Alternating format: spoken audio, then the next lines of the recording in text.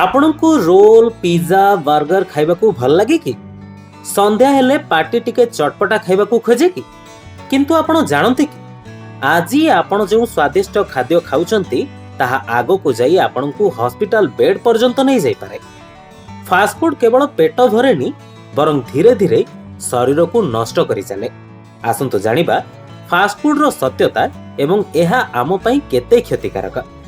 ଦର୍ଶକ ବନ୍ଧୁ, ଆଜିକାଲିର ବ୍ୟସ୍ତବହୁଳ ଜୀବନରେ ଆମେ ସମସ୍ତେ ଶୀଘ୍ର ଭୋକ ମେଣ୍ଟାଇବା ପାଇଁ ଫାଷ୍ଟଫୁଡ ଉପରେ ନିର୍ଭର କରୁ। ସନ୍ଧ୍ୟା ହେଲେ ଛକରେ ଥିବା ଚାଟ, ଗୁପଚୁପ କିମ୍ବା ବର୍ଗର ଦୋକାନରେ ଭିଡ଼ ଜମେ।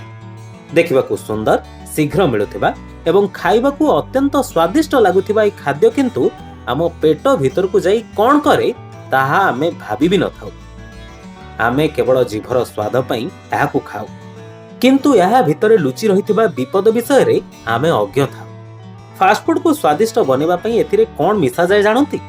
ଏଥିରେ ଥିବା ସବୁଠାରୁ ବଡ଼ ଶତ୍ରୁ ହେଉଛି ଅତ୍ୟଧିକ ଲୁଣ, ଚିନି ଏବଂ ଖରାପ ତେଲ। ବିଶେଷ କରି ଏଥିରେ ବ୍ୟବହୃତ ହେଉଥିବା ଟ୍ରାନ୍ସ ଫ୍ୟାଟ୍ ଆମ ହୃଦୟ ପାଇଁ ଅତ୍ୟନ୍ତ କ୍ଷତିକାରକ। ଏହା ଆମ ରକ୍ତରେ ଥିବା ଖରାପ କୋଲେଷ୍ଟ୍ରଲକୁ ବଢ଼ାଇ ଦିଏ, ଯାହା ହାର୍ଟ ଆଟାକ୍ ବା ହୃଦରୋଗର ମୁଖ୍ୟ କାରଣ ସାଜେ। ତା ସହିତ ଅଜିନୋମୋଟୋ ପରି ରାସାୟନିକ ପଦାର୍ଥ ଆମ ମସ୍ତିଷ୍କ ଉପରେ ଖରାପ ପ୍ରଭାବ ପକାଏ। ଆପଣ ଲକ୍ଷ୍ୟ କରିଥିବେ ଫାଷ୍ଟଫୁଡ ଖାଇବା ପରେ ପେଟ ଭାରି ଭାରି ଲାଗେ, କିନ୍ତୁ ଶରୀରକୁ ପ୍ରକୃତ ଶକ୍ତି ମିଳେନି, କାରଣ ଏଥିରେ ଫାଇବର ବା ତନ୍ତୁ ଜାତୀୟ ଅଂଶ ଆଦୌ ନଥାଏ।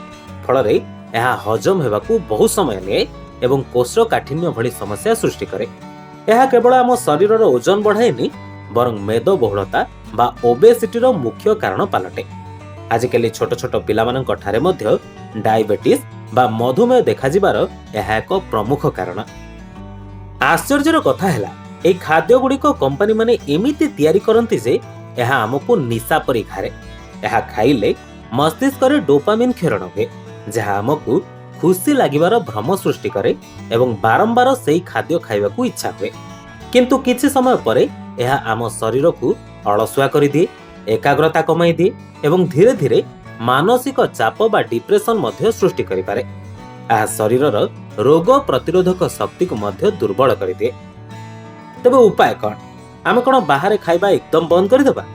ସମ୍ପୂର୍ଣ୍ଣ ବନ୍ଦ କରିଦେବା ବୋଧହୁଏ କଷ୍ଟ ହୋଇପାରେ, କିନ୍ତୁ କମାଇବା ନିହାତି ଜରୁରୀ। ସପ୍ତାହକୁ ଥରେ ଖାଇବା ଠିକ୍ ଅଛି, କିନ୍ତୁ ଏହାକୁ ଅଭ୍ୟାସରେ ପରିଣତ କରନ୍ତୁନି। ଘରେ ତିଆରି ସତେଜ ଖାଦ୍ୟ, ଫଳମୂଳ ଏବଂ ଶାଗ ସବ୍ଜି ଆଦି ଖାଇବା ଅଭ୍ୟାସ କରନ୍ତୁ। ମନେ ରଖନ୍ତୁ, ସ୍ୱାସ୍ଥ୍ୟ ହିଁ ସମ୍ପଦ। ଆଜିର ସତର୍କତା ଆପଣଙ୍କୁ ଏବଂ ଆପଣଙ୍କ ପରିବାରକୁ ଆଗାମୀ ଦିନର ବଡ଼ ରୋଗରୁ ରକ୍ଷା କରିପାରିବ। ସୁସ୍ଥ ରୁହନ୍ତୁ, ସୁସ୍ଥ ଖାଆନ୍ତୁ।